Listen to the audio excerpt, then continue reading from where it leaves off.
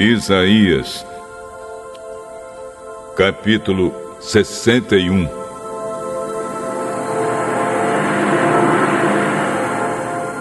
O Senhor Deus me deu o seu Espírito, pois Ele me escolheu para levar boas notícias aos pobres. Ele me enviou para animar os aflitos, para anunciar a libertação aos escravos e a liberdade para os que estão na prisão. Ele me enviou para anunciar que chegou o tempo em que o Senhor salvará o seu povo, que chegou o dia em que o nosso Deus se vingará dos seus inimigos. Ele me enviou para consolar os que choram, para dar aos que choram em Sião uma coroa de alegria em vez de tristeza, um perfume de felicidade em vez de lágrimas, e roupas de festa em vez de luto. Eles farão o que é direito, serão como árvores que o Senhor plantou para mostrar a todos a sua glória. Eles reconstruirão casas que haviam caído e cidades que tinham sido arrasadas e que há muitos anos estavam em ruínas. Meu povo, estrangeiros virão e cuidarão das suas ovelhas, das suas plantações e das suas parreiras. E vocês serão conhecidos como sacerdotes do Senhor, como servos do nosso Deus. As riquezas das outras nações serão de vocês, e vocês se orgulharão de serem donos dessa imensa fortuna. A vergonha e a desgraça que vocês passaram eram 2 vezes mais do que mereciam. Mas agora vocês viverão no seu país, onde receberão o dobro de riquezas e serão felizes para sempre. O Senhor diz: eu amo a justiça e odeio o roubo e o crime. Serei fiel e darei ao meu povo a sua recompensa. E farei com ele uma aliança eterna. Os seus descendentes serão famosos em todas as nações. Todos os que os virem reconhecerão que eles são um povo que eu abençoei. Nós nos alegraremos e cantaremos um hino de louvor por causa daquilo que o Senhor, nosso Deus, fez. Ele nos vestiu com a roupa da salvação e com a capa da vitória. Somos como um noivo que põe um turbante de festa na cabeça, como uma noiva enfeitada com joias. Assim como a terra faz crescer as árvores e no jardim o chão faz brotar o que foi semeado, também o Senhor Deus fará com que brote a sua salvação. E todas as nações cantarão hinos de louvor a Ele.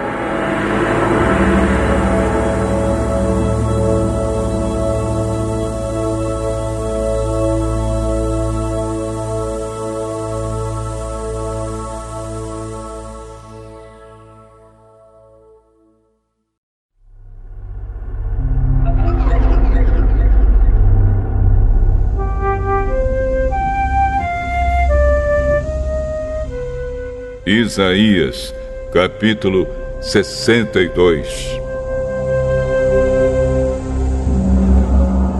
Eu amo Sião, e por isso não me calarei.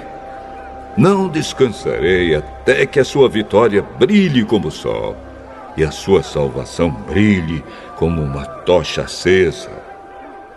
Jerusalém, todas as nações verão a sua vitória. Todos os reis ficarão admirados com a sua beleza. Você terá um novo nome, um nome que o Senhor lhe dará. Você será como uma bela coroa que pertence ao Senhor, seu Deus. Nunca mais a chamarão de abandonada, e a sua terra não será mais chamada de arrasada. Você será chamada de minha querida, e a sua terra de minha esposa. Pois o Senhor está contente com você, e a sua terra será a esposa dele. Assim como um moço casa com a sua noiva, também aquele que a construiu casará com você. Assim como o noivo fica feliz com a noiva, também o seu Deus se alegrará com você. Nas muralhas de Jerusalém, o Senhor colocou vigias que não deverão ficar calados, nem de dia nem de noite. Vocês, vigias, que fazem com que Deus lembre das suas promessas, não descansem, nem deixem que Ele descanse, até que tenha reconstruído Jerusalém, fazendo dela uma cidade elogiada no mundo inteiro.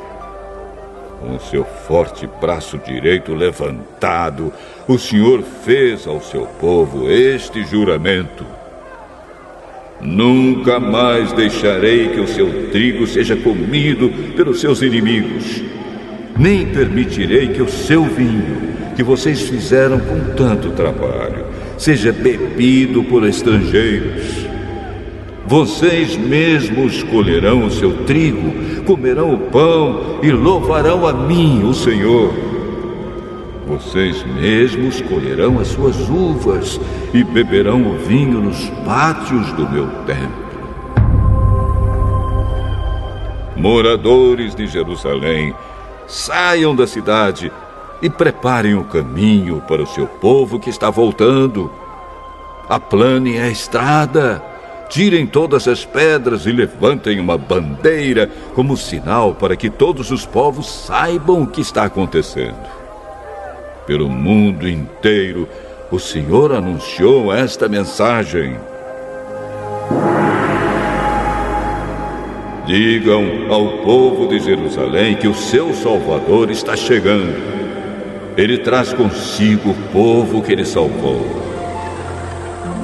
Vocês serão chamados de povo santo, o povo que o Senhor salvou. Jerusalém será chamada de aquela que Deus ama, cidade que Deus não abandonou.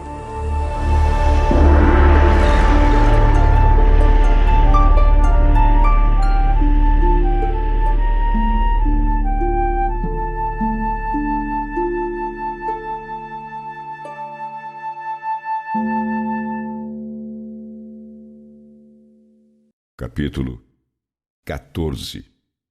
O plano de Judite.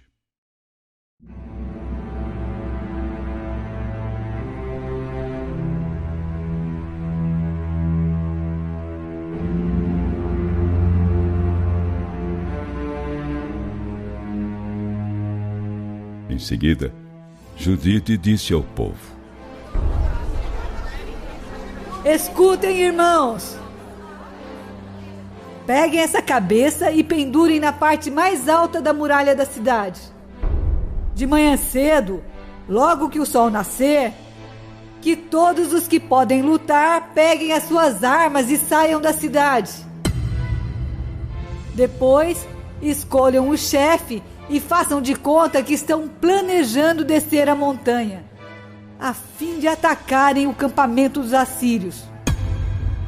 Aí, os assírios que estiverem de guarda pegarão as suas armas, voltarão para o seu acampamento e acordarão os oficiais. Esses correrão até a barraca de Holofernes e, quando não o acharem, ficarão apavorados. Então, todos eles fugirão de vocês. Vocês e todos os outros israelitas correrão atrás dos assírios e os matarão. Mas antes de tudo, peço que me tragam Aquior, o amonita. Eu quero que ele veja aquele que desprezou o povo de Israel e que nos mandou Aquior, pensando que ele seria morto junto com a gente.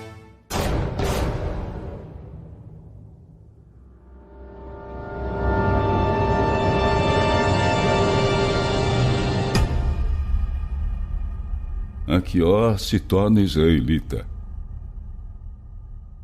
Então, mandaram chamar Aquior, que estava na casa de Uzias.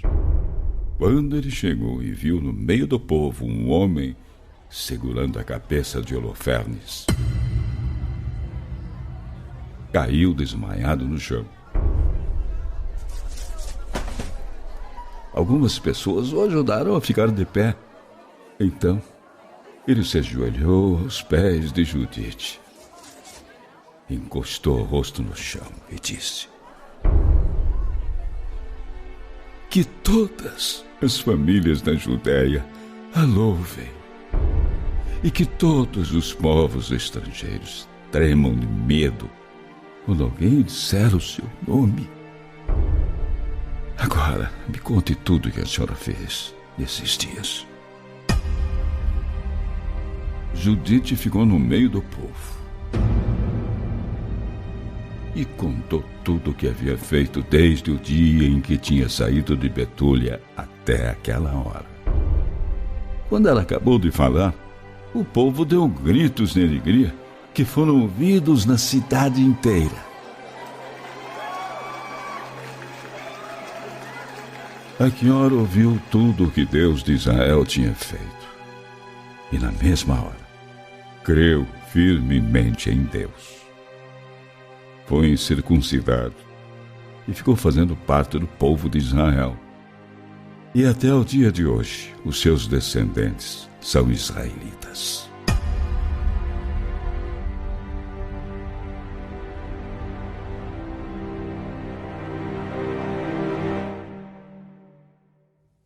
Terror no acampamento assírio. Quando amanheceu, os israelitas penduraram a cabeça de Holofernes na muralha da cidade. Todos os homens pegaram as suas armas e foram em grupos até as passagens de descida da montanha. Quando os assírios os viram, mandaram avisar os oficiais, e estes foram dar a notícia aos seus superiores, que foram até a barraca de Holofernes e disseram a Bagoas: rápido, acorde o nosso comandante. Os escravos israelitas se atreveram a descer a montanha para nos atacar. O que eles estão querendo é serem completamente destruídos. Bagoas entrou na barraca e bateu palmas em frente das cortinas, pensando que Holofernes estivesse na cama com Judite. Como ninguém respondeu, ele abriu as cortinas e entrou no quarto. E ali descobriu o corpo sem cabeça, caído no chão. Bagoas deu um grito. Começou a gemer e a chorar em voz alta e rasgou as suas roupas em sinal de tristeza.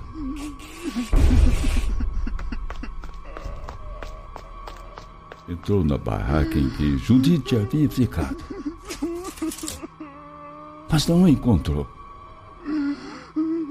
Então saiu e gritou para todos: cruzes! Aqueles escravos israelitas nos enganaram! Uma mulher israelita trouxe vergonha para o reino de Nabucodonosor. Olhem! Ali no chão está o corpo de Holofernes, sem a cabeça!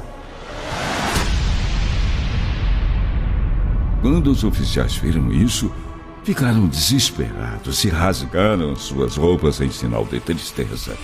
E os seus gritos de aflição e de medo se espalharam pelo acampamento.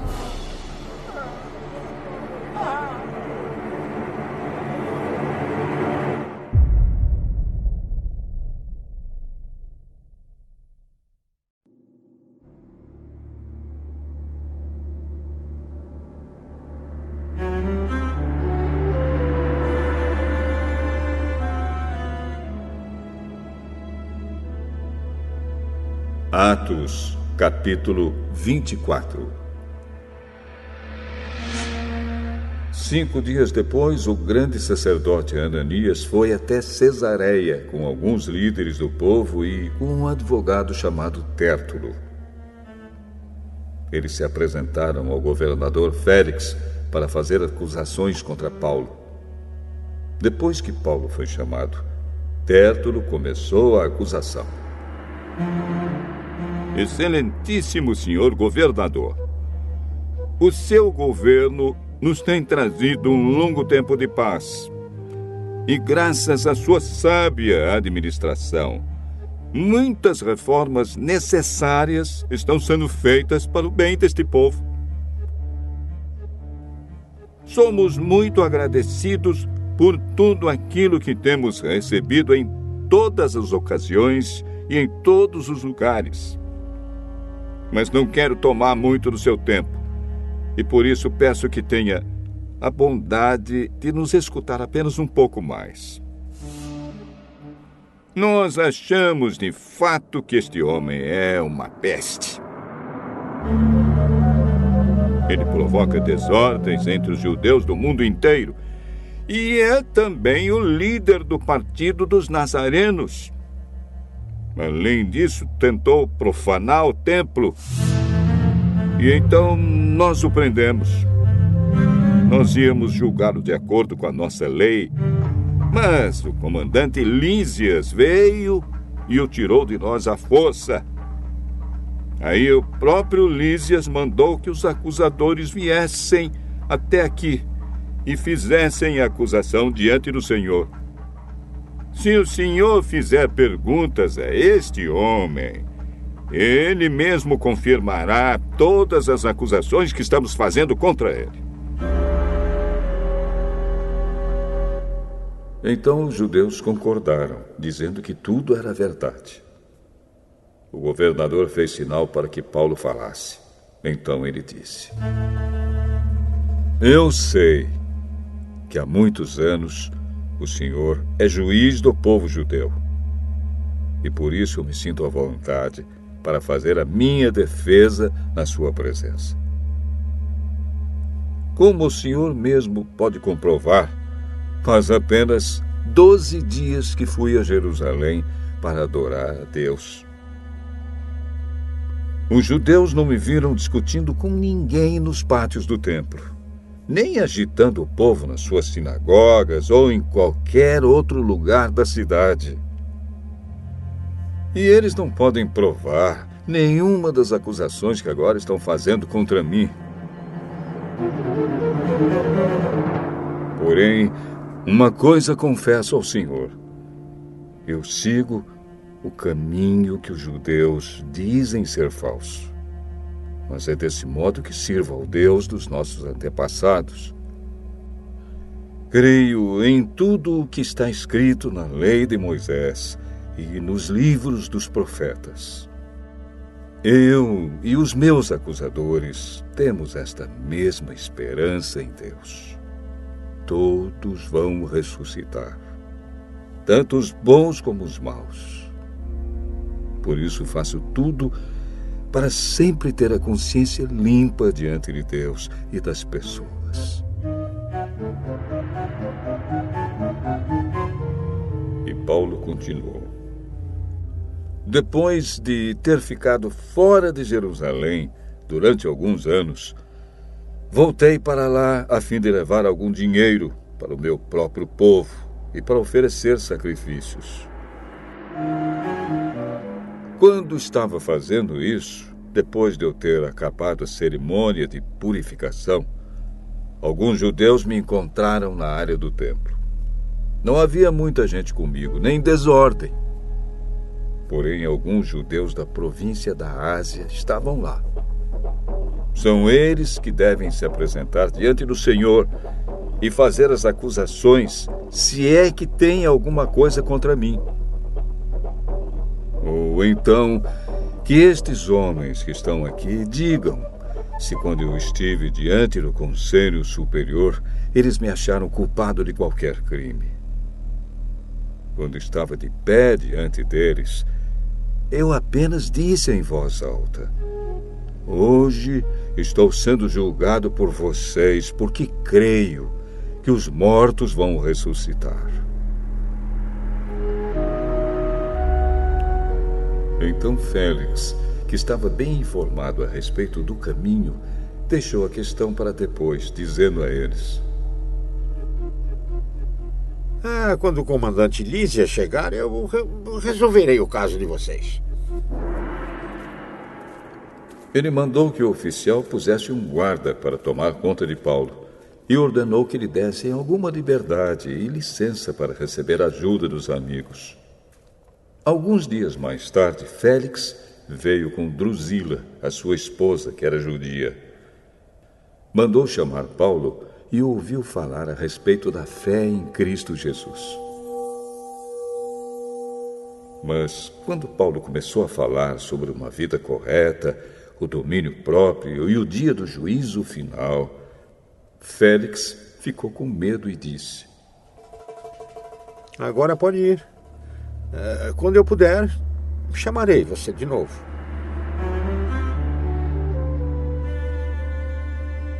Além disso, Félix esperava que Paulo lhe desse algum dinheiro. Por isso o chamava muitas vezes e conversava com ele. 2 anos depois, Pórcio Festo ficou no lugar de Félix como governador. Félix queria agradar os judeus, por isso, ao sair, deixou Paulo na prisão.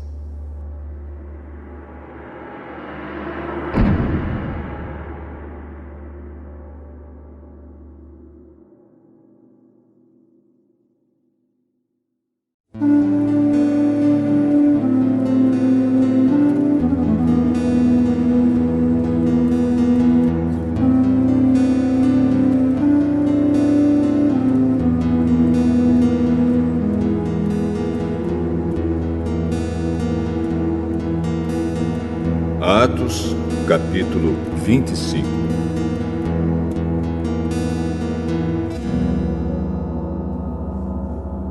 Três dias depois de chegar àquela província, Festo saiu da cidade de Cesareia e foi até Jerusalém.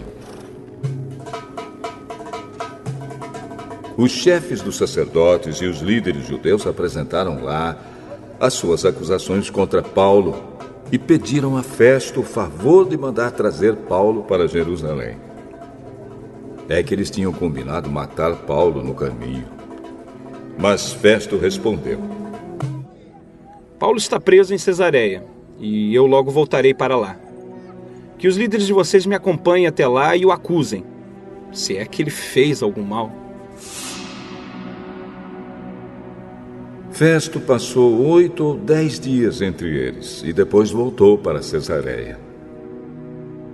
No dia seguinte, sentou-se no tribunal e mandou que trouxessem Paulo. Quando Paulo chegou, os judeus que tinham vindo de Jerusalém ficaram em volta dele e começaram a fazer muitas acusações graves, mas não conseguiram provar nada. Então Paulo se defendeu: Eu não fiz nada contra a lei dos judeus, nem contra o templo, nem contra o imperador. Festo, querendo agradar os judeus, perguntou a Paulo: Você não quer ir a Jerusalém e ser julgado lá por mim a respeito destas coisas? Estou diante do tribunal do imperador romano, e é aqui que devo ser julgado.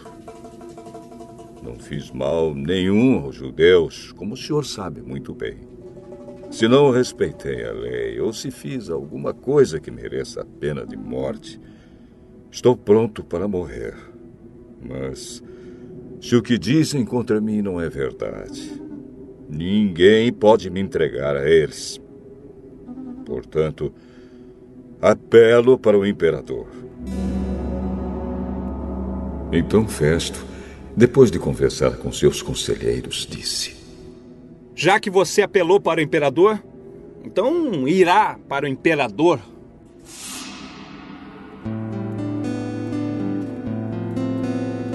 Alguns dias depois, o rei Agripa e Berenice, sua irmã, chegaram a Cesareia para cumprimentar Festo.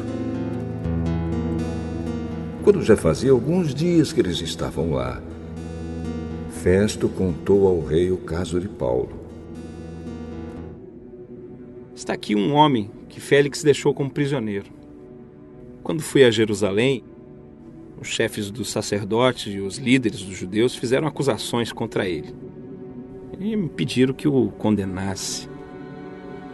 Mas eu disse a eles que os romanos não costumam condenar ninguém sem primeiro colocar os acusadores diante do acusado, dando a este a oportunidade de se defender. Por isso, quando eles vieram até aqui, eu não perdi tempo. E logo no dia seguinte, sentei no tribunal e mandei que trouxessem o homem. Seus inimigos chegaram, mas não o acusaram de nenhum crime grave, como pensei que iam fazer. A única acusação que tinham contra ele era a respeito da própria religião deles e também sobre um homem que já morreu, chamado Jesus. Paulo afirma que esse homem está vivo. Eu não sabia como conseguir informações sobre esse assunto. Por isso, perguntei a Paulo se queria ir a Jerusalém para ser julgado lá a respeito dessas acusações. Mas Paulo apelou para o imperador e pediu para ficar preso até que o imperador resolvesse o seu caso. Então, mandei os guardas tomarem conta dele até que eu pudesse mandá-lo para o imperador. Aí Agripa disse a Festo: Eu gostaria de ouvir esse homem. Amanhã o senhor vai ouvi-lo.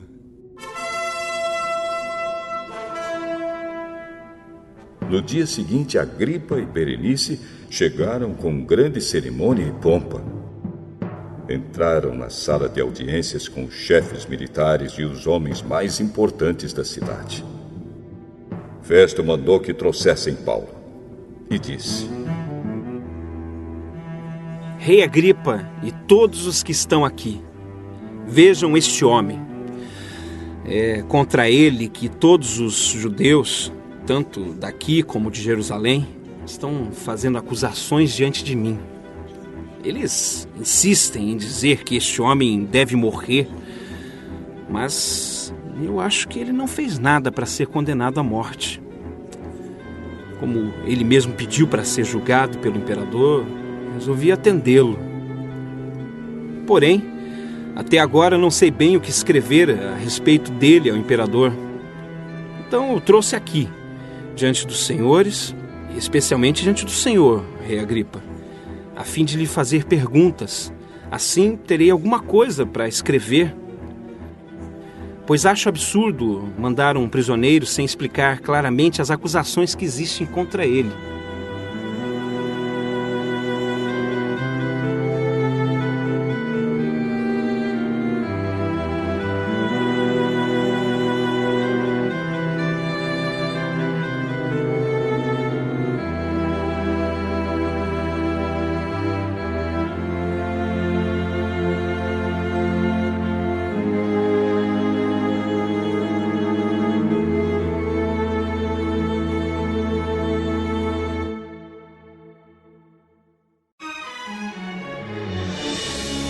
Salmo 101.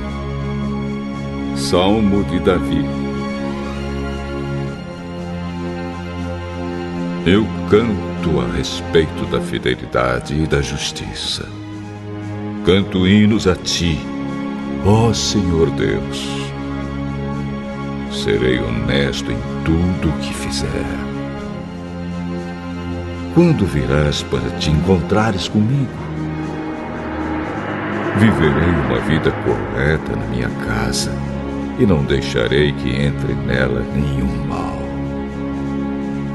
Eu detesto as ações daqueles que se afastam de Deus e não tomarei parte nos seus pecados.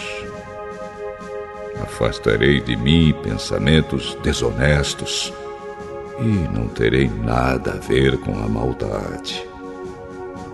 Destruirei aqueles que falam mal dos outros pelas costas e não suportarei os orgulhosos e os arrogantes. Aprovarei os que são fiéis a Deus e deixarei que morem no meu palácio. Aqueles que vivem uma vida correta poderão trabalhar para mim. Nenhum mentiroso viverá no meu palácio. Nenhuma pessoa fingida ficará na minha presença. Cada dia destruirei os maus da nossa terra e expulsarei da cidade do Senhor todos os que praticam o mal.